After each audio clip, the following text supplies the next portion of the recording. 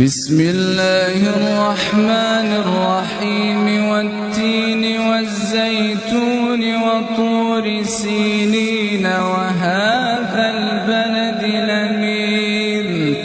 لقد خلقنا الإنسان في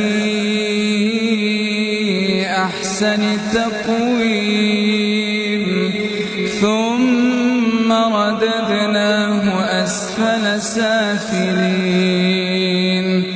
إلا الذين آمنوا وعملوا الصالحات فلهم أجر غير ممنون فما يكذبك بعد بالدين أليس الله بأحكم الحاكمين بسم الله الرحمن الرحيم اقرأ باسم ربك الذي خلق خلق الإنسان من علق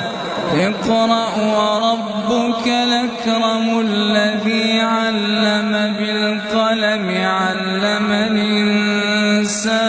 ما لم يعلم كلا